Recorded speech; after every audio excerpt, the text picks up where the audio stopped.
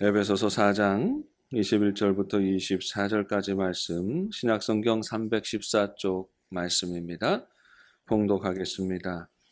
진리가 예수 안에 있는 것 같이 너희가 참으로 그에게서 듣고 또한 그 안에서 가르침을 받았을진대 너희는 유혹의 욕심을 따라 썩어져가는 구습을 따르는 옛사람을 벗어버리고 오직 너희의 심령이 새롭게 되어 하나님을 따라 의와 진리의 거룩함으로 지으심을 받은 새 사람을 입으라. 아멘. 할렐루야. 한 주간 동안 평안하셨습니까? 네. 날씨가 이런 날은 참 견디기가 힘든 날인 것 같습니다. 비가 오긴 와야 되는데 비 오고 난 다음에 또 해가 뜨니까 이렇게 후덥지근하고 견디기가 힘들고 밤에 잠을 잘 못 이루게 되니까 아침에 일어나서 화장을 하려고 해도 여성들은 화장이 잘 안 먹고 자꾸만 들뜨고 그렇죠. 화장이 잘 안 될 때는 잠을 많이 주무셔야 됩니다. 그리고 화장이 잘 안 될 때는 많이 두드리셔야지 이게 됩니다. 이 남자들이 잘 이해할 수 없는 게 여성들의 화장의 세계이지요. 남자들은 화장하는데 몇 분 걸릴까요? 2부 예배 때 물어보니까 10초라고 얘기를 하더라고요. 남자들 한 10초면 다 해결할 수 있습니다. 아마 한 1분이나 2분쯤은 머리 감고 말리는 것까지 다 해결하고 나갈 수가 있는데 이제 여성들은 이제 우리 권사님처럼 관록이 있는 분들은 한 5분, 10분이면 다 하시지만 아직 젊은 여성들은 하는데 막 2시간, 1시간, 2시간, 막 3시간 걸리더라고요. 그러나 이것 또한 또 여성들이 가지고 있는 삶의 중요한 영역이고 이 땅을 살아가는 동안에 감당하는 소중한 시간이다라는 생각을 합니다. 사람이 화장은 언제부터 하기 시작했을까요?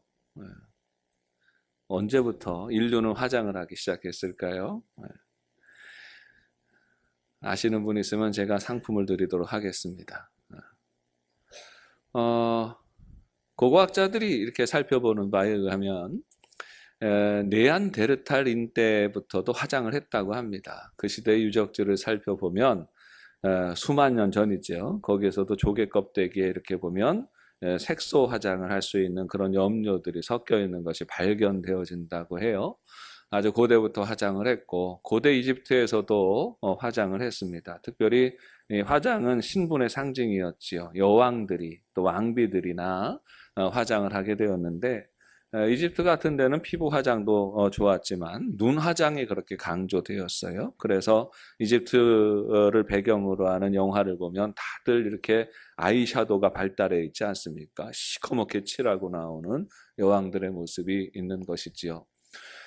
그러나 그때에도 두 가지 의미가 같이 있었습니다. 외모를 가꾸는 것뿐만 아니라 주술적인 의미가 같이 담겨 있는 화장을 했었고 본격적으로 여성들이 여성의 아름다움을 치장하는 데 사용하기 시작한 것은 클레오파트라 때에서부터 아름다움을 가꾸기 시작한 여성들이 자기의 미를 나타내는 그런 수단으로 화장을 하기 시작했다는 것이죠. 고대 로마인들은 화장을 하지 않았습니다. 워낙 실용적인 민족이었기 때문에 로마인들은 화장을 하지 않았는데 로마가 그리스 문화를 만나기 시작하면서 화장법을 배우게 되었어요. 그래서 피부 관리나 또 아름답게 외모를 치장하는 데 힘을 쓰게 되는데 고대 로마의 유적들을 살펴보면 가장 유명했던 그런 많은 여인들이 가지고 싶어 했던 화장품이 당나귀 젖 크림이라고 합니다. 당나귀 젖으로 크림을 만들어서 얼굴에 바르면 그 얼굴이 보송보송해지고 주름살이 펴지는 그런 효과가 있었다고 그래요. 로마의 귀부인들은 이 당나귀 젖으로 목욕하는 것을 좋아했습니다. 어떤 귀부인은 하루에 당나귀 젖으로 700번 세수를 했다 하는 기록도 남아있고 유명한 황제인 네로의 부인이었던 포파이어 사비어라는 여인은 이 당나귀 젖으로 목욕하는 것을 좋아했답니다. 여러분 우유를 받아서 목욕을 하려면 얼마나 많이 있어야 됩니까? 그러니까 왕궁에 700마리의 당나귀를 암컷 당나귀를 키웠다고 그래요. 매일같이 젖을 받아서 그 젖으로 목욕을 했다는 것입니다. 어디 바깥에 행차 한번 하려고 하면 한 50마리의 당나귀를 끌고 다녔다는 거예요. 그래도 그 당나귀 젖으로 피부 관리를 해야 됐기 때문에 그랬다는 것이지요. 당시에 이집트에서는 향내 짙은 꽃 틈에 사는 악어의 내장으로 그 고아서 피부에 바르면 좋다고 해서 악어도 또 얼마나 잡아가지고 내장을 고아가지고 피부에 발랐는지 모른다는 겁니다. 그대로부터 사람들이 살아가는 모든 삶의 자리에서 특별히 여인들이 있는 곳에서는 아름다움을 사모하고 아름다워지려고 노력하는 그런 수고가 끊임없이 이어졌습니다. 왜 여인들이 화장을 하기 시작했을까?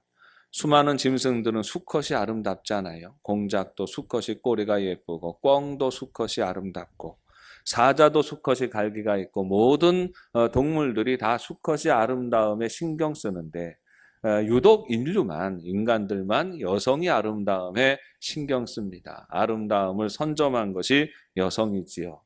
이 부분에 대해서 설명하면서 인류학자와 또 진화론자들은 이런 이야기를 합니다. 상대적으로 근력이 약한 여성이 남성들을 상대로 생존할 수 있고 그리고 이 남성들을 지배할 수 있는 그런 힘을 이 아름다움을 통해서 가진다라는 것이에요. 그래서 사실은 맞지요. 우락부락하고 근력이 강한 남자들이 아주 아리따고 작은 여성들에게 꼼짝 못하는 경우가 있지 않습니까? 이런 어떤 것이 인류가 살아온 하나의 어떤 방식이었다라는 것이에요. 아마도 정책으로 따지자면 대단히 성공한 여성들의 정책이 아니었는가 그런 생각을 하게 됩니다. 아름다움은 약한 듯하지만 강한 상대를 제압하고 지배하는 힘이 있습니다. 아름다운 존재가 된다는 것은 아름답기 위해 노력한다라고 하는 것은 더 나은 삶을 지향하는 우리 인간의 열심을 보여주는 것입니다. 오늘날 우리 사회가 이 아름다움에 대한 관심이 많은 사회입니다. 여성들만 아름다움에 대한 관심이 있는 것이 아니라 남자들도 더 아름다워지고 또 멋진 그런 모습을 세워가려고 노력하는 거지요. 요즘은 중학생만 되면 다 여자아이들은 화장을 하기 시작합니다. 남자아이들도 자라면서 뭐 간지니 애지니 이런 얘기를 하면서 조금 더 폼이 나고 멋있는 자기 모습을 갖추어 가려고 노력합니다. 남들이 보았을 때에 좀 예쁘게 봐주기를 원하고 아름답고 멋있게 봐주기를 바라는 것이 인간의 심리인 것이고 이것을 잘 이용해야 성공할 수 있다는 것이죠. 그래서 성공하는 남성들은 대부분 또 이 아름다움의 가치를 알게 되는 것입니다. 아름다움이 중요한 시대를 살아가고 있는데 여러분 그러면 이 아름다움이라는 것이 무엇일까요? 뭘 보고 우리는 아름답다라고 말하는 것입니까? 사전을 찾아보면 보이는 대상이나 음향 또 목소리 따위가 균형과 조화를 이루어서 눈과 귀에 즐거움과 만족을 준다 했습니다. 아름답다는 건 균형과 조화입니다. 균형을 이루고 조화를 이루는 그 모습으로 치장을 하고 가꾸어 갈 때에 사람은 아름답다라고 말할 수가 있는 것이지요. 홈쇼핑을 보면 거기에서 파는 물건들이 몇 가지 정해진 것이 있는데 그 중에서 많이 파는 것이 여성들의 화장품입니다. 특별히 이제 이걸 뭐 가려지고 뭐라고 하는지 모르겠지만 이게 이렇게 다 가려가지고 이렇게 바르는 이 크림이 있지요. 그걸 뭔 크림이라고 해요? 근데 크림을 파는데 이것을 파는 쇼호스트들이 나와가지고 시연을 합니다. 어떤 시연을 하면 화장을 반만 하는 거지요. 얼굴을 반을 나눠서 반쪽만 화장을 하고 한쪽은 안 하는 거예요. 여러분 보십시오. 이 화장품이 얼마나 여러분의 잡티를 가려주는지 기미도 하나도 티가 안 납니다. 이러면서 해요. 그래 반은 화장을 하고 반은 화장을 하지 않는 얼굴이지요. 아무리 정성껏 화장을 했어도 반만 화장하는 얼굴을 예쁘다, 아름답다라고 말하지 않습니다. 왜입니까?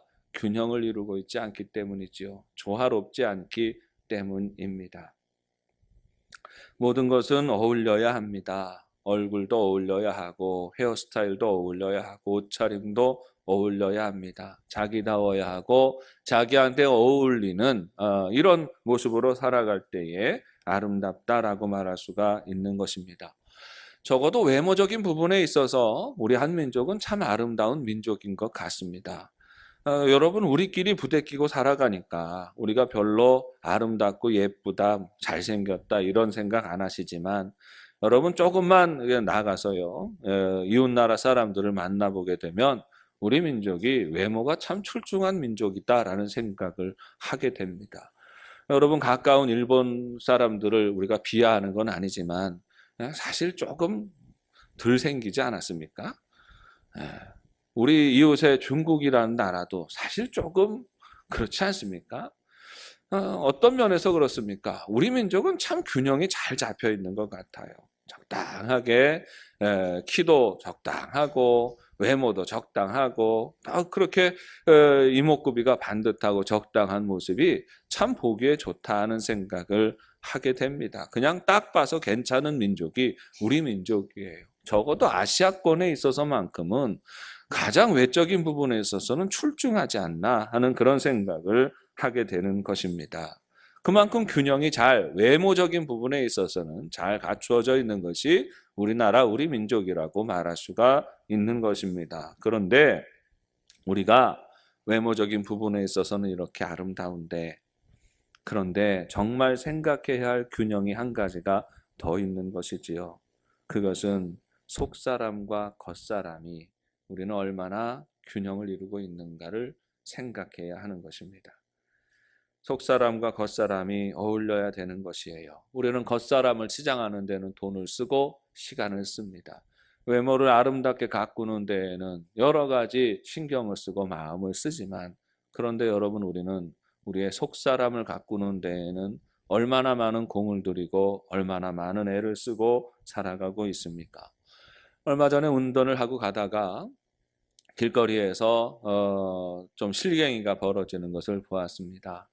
웬 고급 승용차가 한 대 서 있고 그 옆에 택시가 한 대 서 있는데, 아마 뭐 어느 쪽에서 잘못했든지 서로 위협하는 이제 이런 운전이 있었나 봅니다. 그래서 실갱이가 벌어져서 택시기사 아저씨가 내려서 있고, 또 고급 차를 운전하던 아가씨가 내려서 이제 실갱이를 합니다.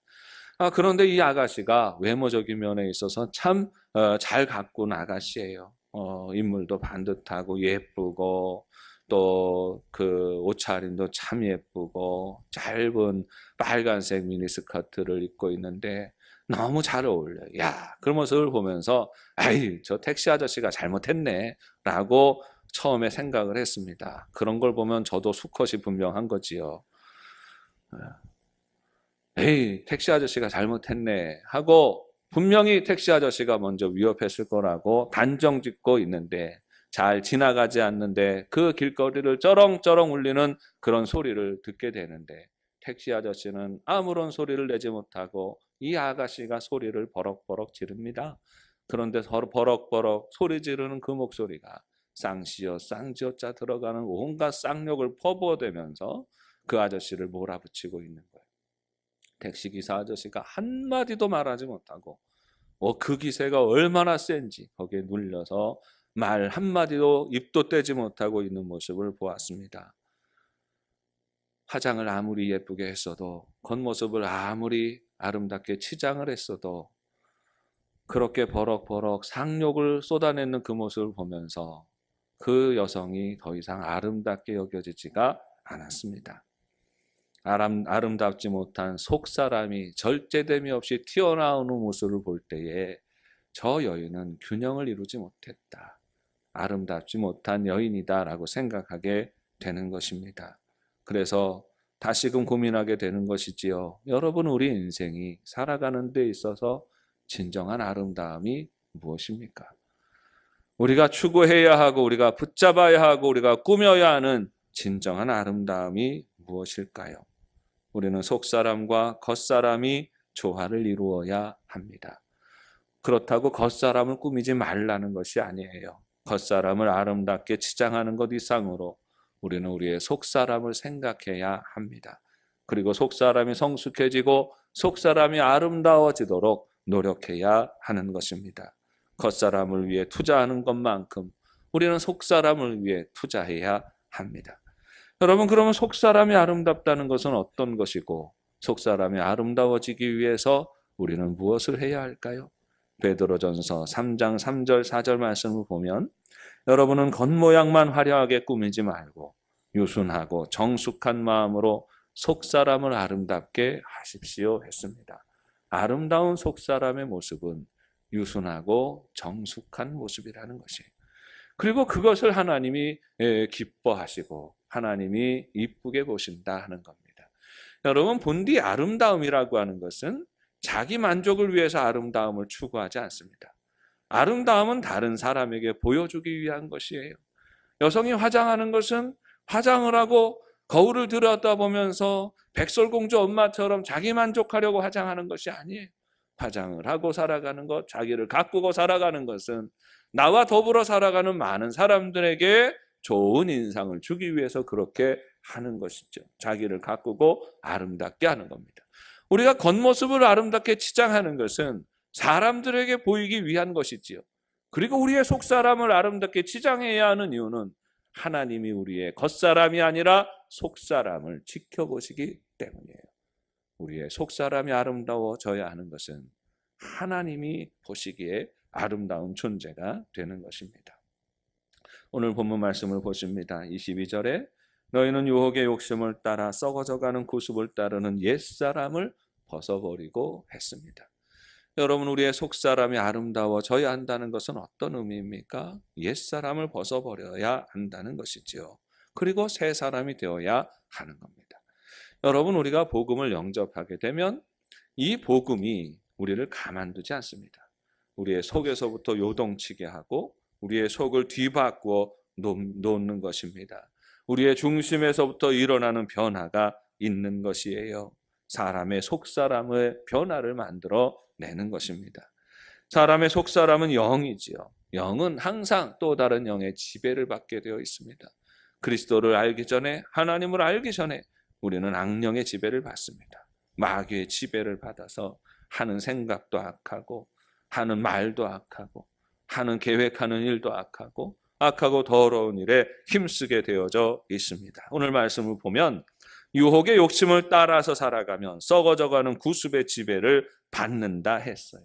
유혹을 따라 사는 삶, 겉사람의 가치를 따라서 살아가는 삶은 안목의 정욕에 매여서 살아가게 되고, 안목의 정욕에 매여서 살아가면 그저 세상의 사람들이 추구하는 것처럼 세상의 자랑거리들, 아름다운 외모와 부귀와 영광과 세상의 자랑에 집착하며 살아가게 되는 것이고, 그런 것에 매여서 살아가게 되면 반드시 그 사람은 썩어질 구습의 영향을 따라 살아간다는 거예요. 이 부분을 다시 현대인의 성경으로 보니까 옛사람은 한없는 욕망으로 점점 더 눈이 어두워져 더 악하고 더러운 모습이 된다 했습니다. 유혹의 욕심을 따라서 세상의 부귀와 영광과 권력만을 탐하면서 살아가면 어떻게 됩니까? 반드시 그 인생은 더러운 삶을 살게 돼요. 거짓된 일들을 도모합니다. 악한 욕심을 채우면서 살아갑니다. 음란하고 방탕한 삶을 살아가게 됩니다. 여러분, 권력을 탐하는 사람들이 어떻게 살아가는지 우리는 그 세계를 알지 못하니까 들어 살잖아요. 얼마나 추하고 얼마나 더럽게 그렇게 살아가는지 몰라. 왜 그런 줄 아십니까? 그 안에 성령이 아니라 악령이 지배하고 악령이 기뻐하는 삶을 살아가게 되니까 항상 가지면 가질수록, 힘이 많아지면 많아질수록 추하고 더러운 삶을 살아가게 되는 것입니다. 인간인지 짐승인지 모를 일들을 쾌락이라는 이름 아래 버젓이 행하며 살게 되는 것이에요. 성경은 이런 삶에서 떠나라 하십니다. 옛사람에게서 떠나라 하십니다. 그리고 새 사람이 되어라 하는 거지요. 여러분, 그러면 어떻게 우리가 옛사람에게서 떠나서 새 사람이 될까요? 23절 말씀에 오직 너희의 심령이 새롭게 되어 했어요. 심령이 변화되어져야 하는 거지요.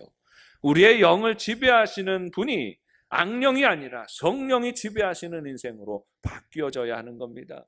우리의 마음의 중심에 마귀가 지배하는 것이 아니라 마귀의 욕심이 주장하고 지배하고 악하고 더러운 일들을 탐하면서 살아가는 삶이 아니라 이 옛 습관을 벗어버리고 성령이 임재하시고 주장하시고 지배하시는 삶이 되어야 하는 겁니다. 여러분, 그러면 어떻게 성령이 임재하시고 주장하시고 지배하시는 삶이 될까요? 교회 나와도 성령이 주장하시고 지배하시는 삶이 되지 않을 수가 있습니다. 직분이 아무리 높아도 그러지 않을 수가 있어요. 우리는 교회에 나온 경력과 연륜을 자랑하는 것이 아니라 우리는 우리 안에 성령을 자랑해야 됩니다. 우리 안에 하나님의 영이 주장하시고 지배하심을 자랑해야 되는 거죠. 어떻게 하면 하나님의 영이 주장하시고 지배하시는 삶을 살아갈 수 있겠습니까? 그리스도의 진리대로 믿음과 정신이 새롭게 된다 했습니다. 이 말씀은 무슨 말이냐 하면 말씀을 받아들이는 것이에요. 하나님의 말씀을 대할 때마다 이 말씀을 내게 주시는 말씀으로 받아들이는 것입니다. 수용하고 순종하는 것. 말씀이 삶이 되고 말씀이 육신이 되고 성경에 나타나는 이 표현이 의미하는 것이 이것입니다. 하나님의 말씀을 들어서 위로받고 하나님의 말씀을 들어서 책망을 받고 하나님의 말씀을 들어서 용기를 얻고 하나님의 말씀을 들어서 희망을 가지고 그렇게 살아가는 거죠. 말씀 한 절 한 절 이 말씀이 내 것입니다 하고 받아들이는 작업이 끊임없이 이어질 때에 우리는 성령이 지배하시는 새 사람이 되어서 살아가는 것입니다. 여러분, 우리가 평생 끊임없이 힘써야 하는 속사람의 아름다움은 무엇입니까? 하나님의 말씀을 받아들이는 것이에요. 믿음은 말씀을 받아들이는 것입니다. 인정하고 수용하는 것이에요. 인정하고 수용하면 내 삶 가운데 변화가 일어납니다. 언어가 바뀝니다. 행실이 바뀝니다. 인간관계가 바뀌는 겁니다. 우리 인생에 즐기는 것이 달라지는 것입니다. 어떻게 변합니까? 항상 아름다움을 추구하는 것은 그것을 바라보는 대상에 따라 달라지는 것 아닙니까? 우리가 외모를 가꾸는 것은 그 외모를 바라보는 사람들의 시선을 의식하기 때문이고 우리의 속사람이 바뀌는 것은 그 속사람을 지켜보시는 하나님의 시선을 의식하는 것이죠. 우리의 속사람이 아름답게 바뀌는 건 어떤 기준이 있습니까? 하나님이 보시기에 아름답고 하나님이 보시기에 기뻐하시는 속사람을 새롭게 하는 것이에요. 이것이 하나님께서 기뻐하시는 새 사람의 모습입니다. 24절 말씀에 하나님을 따라 의와 진리의 거룩함으로 지으심을 받은 새 사람을 입으라 했습니다. 의와 진리의 거룩함이 새 사람을 만듭니다. 하나님 말씀을 가까이 하십시오. 영적인 성숙함을 이루십시오. 겉사람을 아름답게 하듯이 속사람도 아름답게 만들어 가십시오. 우리 영도 가족들이 이렇게 주님의 말씀을 통하여서 하나님 앞에 중심이 변하고 거룩하고 복된 변화를 이루어가는 삶이 되시기를 주님의 이름으로 축원합니다. 하나님 아버지, 은혜를 감사합니다. 무엇보다도 우리의 겉모습이 아니라 속사람을 바꾸어 주옵소서. 주님을 더욱 닮아가는 모습이 되게 하시고 그래서 우리의 말과 우리의 행실이 아름답게 변화하게 하시고 하나님께 기쁨이 되고 하나님께 영광이 되는 복된 삶이 되어질 수 있도록 은총을 더하여 주시옵소서. 날마다 은혜 안에 말씀 안에 새로워지게 하여 주옵소서. 하나님의 은혜와 능력으로 충만하게 하여 주옵소서. 인간의 고집과 욕심을 따라 살아가는 옛사람의 습관을 내버리게 하시고 우리 안에 임재하시는 성령을 따라가는 거룩한 새 사람이 되어 살게 하여 주옵소서. 예수님의 이름으로 기도합니다.